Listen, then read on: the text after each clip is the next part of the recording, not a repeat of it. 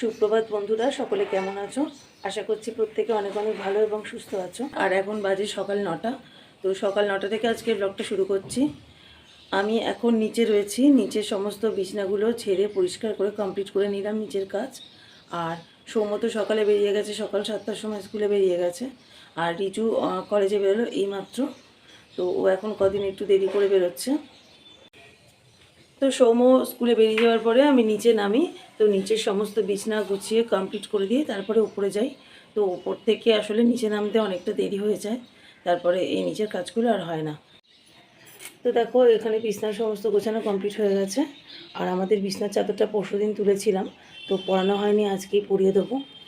এই ঘরের সব বিছনা গোছানো কমপ্লিট। আর এই দেখো, রিজুর ঘরেও সমস্ত বিছনা গোছানো কমপ্লিট হয়ে গেছে।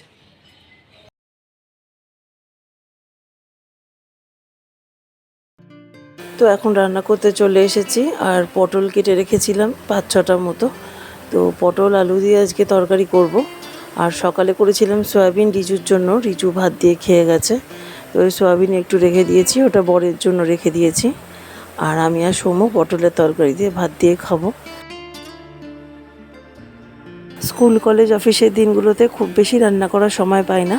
ওই 2 রকম রান্না করি যেগুলো সবাই খাবে, এরকম একটা সব রকম সবজি টবজি দিয়ে বা সয়াবিন বা পনির যাই হোক না কেন, যেটা সবাই মিলে খাওয়া যাবে সেরকম একটা রান্না করে নিই, 1 পদ বা 2 পদ। আসলে স্কুল কলেজ অফিসের দিন কেউই সেরকমভাবে ভাত খায় না, ওই সব ওরা অল্প অল্প করে খাবার খেয়ে যায়। তো শনি রবিবারটা চেষ্টা করি একটু ভালো মন্দ রান্না করার।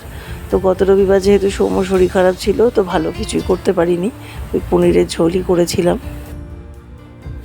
আর এছাড়াও আমাদের কেউ ওই 2 পদের বেশি 3 পদ দিয়ে আর ভাত খায়ও না।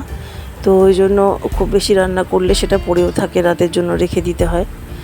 তো ওই জন্যই যেটা সবাই খায় সেরকম রান্নাই করে নিচ্ছি। তো দেখো, এখন হচ্ছে 12টা বাজতে 10। আমার স্নান হয়ে গেছে, স্নান করে ওপরে এলাম। আর এখন ঠাকুর ঘরে যাব, পুজো দেব, তারপর রেডি হয়ে সৌম্যকে আনতে যাব। তো আজকে তরকারি বলতে শুধু ওই পটলের তরকারি করেছি।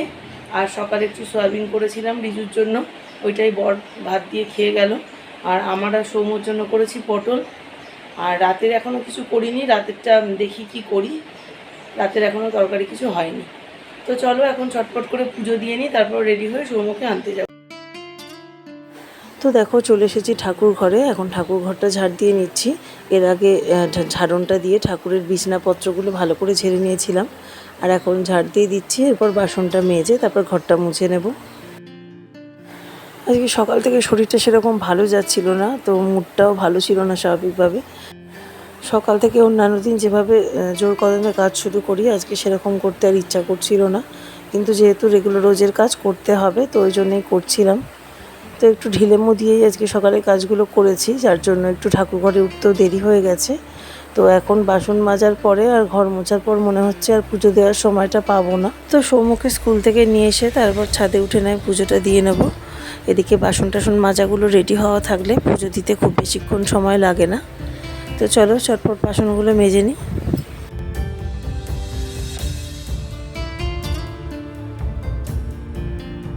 তোমরা যারা এই মুহূর্তে আমার ব্লগটা দেখছো, প্লিজ একটা লাইক করে দিয়ে যেও। আর আমার ব্লগের কোনো অংশ যদি তোমাদের পছন্দ হয়, কমেন্টের মাধ্যমে জানাতে পারো। আর অতি অবশ্যই চ্যানেলটাকে সাবস্ক্রাইব করে কিন্তু আমার পাশে থেকো। তো সমস্ত ঠাকুরের বাসন এখন মেজে নিয়েছি, আর এরপর জল দিয়ে ভালো করে ধুয়ে নেব। আর তারপরে ঘরটা মুছে নিয়ে তারপর আমি নিচে চলে যাব।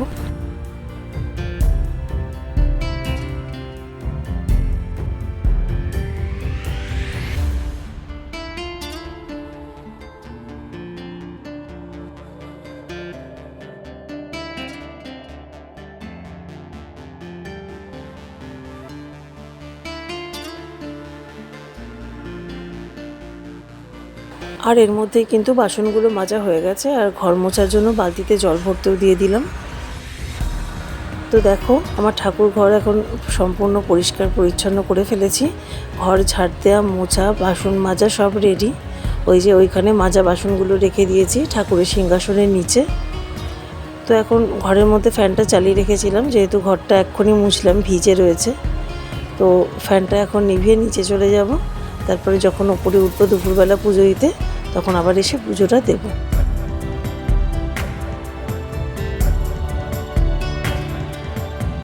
আর এই কটা জামা কাপড় ছিল কেচেছিলাম, সেগুলোকেও কিন্তু সকালবেলা 10টার সময় মেলে দিয়েছিলাম, তো সেগুলোও তোমাদেরকে দেখিয়ে দিলাম। তো চলো এখন চটপট রেডি হতে হবে। দেখো 12টা 15 বেজে গেছে। তো দেখো এখন বাজে পুরো 12:30, আমি রেডি হয়ে নিয়েছি, এখন বেরিয়ে যাচ্ছি সৌম্যকে আনতে। তো চলো সৌম্যকে নিয়ে আসার পরে আবার তোমাদের সাথে কথা বলছি। দেখো এখন বাজে 2টো, আর সৌম্যকে নিয়ে বাড়ি চলে এসেছি। 1:15 সময় ফিরলাম। তো তারপরে ওকে একটুখানি ফল টল দিলাম, মুসম্বি দিলাম, কলা দিলাম, আর ওপরে গিয়ে ঠাকুর পুজোটাও দিয়ে এলাম। তো সমস্ত কাজ আমার কমপ্লিট হয়ে গেছে, আর আমার তো নিজের স্নান হয়েই গেছে। তো এখন নিচে যাব, সৌম্যকে স্নান করাবো, তারপরে দুজনে মিলে একসাথে খাবো। তো চলো এখন খাওয়া দাওয়া করে নিই। আর গতকাল রবিবার যে সৌম্যকে ডাক্তারখানায় পাঠিয়েছিলাম, ডাক্তার এই হজমের ওষুধটা ওকে দিয়েছে দুবেলা লাঞ্চ আর ডিনারের 15 মিনিট আগে, জলের সাথে গুলে একটা করে ট্যাবলেট। তো এখন ওকে নিচে নিয়ে যাব স্নান করাতে। তো ওষুধটা আগে খাইয়ে দিচ্ছি, তো এরপর স্নান টান করবে, 15-20 মিনিট কাটবে, তারপরে উপরে এসে ভাতটা খাওয়াবো।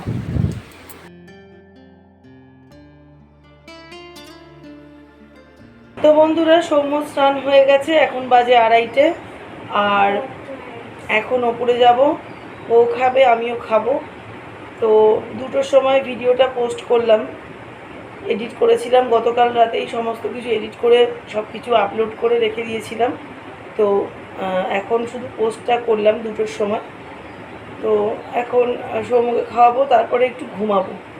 প্রচণ্ড ঘুম পাচ্ছিল সকাল থেকে, রাত্রে তো অনেকটা রাত করে শুই, যেহেতু 1:30-2টো আমার বেজেই যায় শুতে শুতে। তো ওর জন্য ভালো করে ঘুম হয় না রাতে, আবার 6টার সময় উঠেও পড়ি সকালবেলা। তো ওই জন্য এখন দুপুরবেলা 1 ঘন্টা না ঘুমোলে আর কিচ্ছু কাজ করতে পারবো না সন্ধ্যাবেলা। তো চলো এখন খাওয়া দাওয়া করে ঝটপট করে এখন ঘুমাবো, আবার তোমাদের সাথে দেখা হচ্ছে সন্ধ্যেবেলা।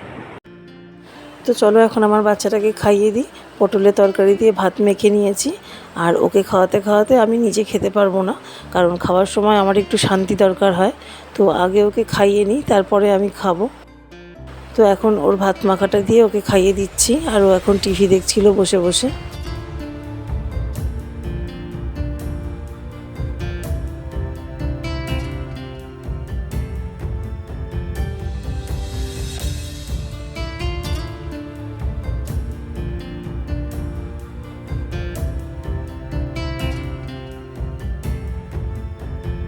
তো দেখো এখন হচ্ছে রাত 8টা, সৌম্যর আন্টি এসছে 7:30টায়। তো ও পড়তে বসেছে, আর আমি এখন একটু চা খাবো। তো এই ঘরের সব সাদা লাইটগুলো অফ করে দেবো। এখন ভিডিওটা করতে বসলাম বলে সাদা লাইটগুলো সব জ্বালিয়েছি, এখন এগুলো লাইটগুলো অফ করে তারপরে বসে চাটা খাবো, তারপর রাতের জন্য রুটি করব, তরকারি করব। তো চলো এখন চাটা খাই, তারপরে কি করি সেটা অবশ্যই তোমরা দেখতে পাবে, তো দেখতে থাকো।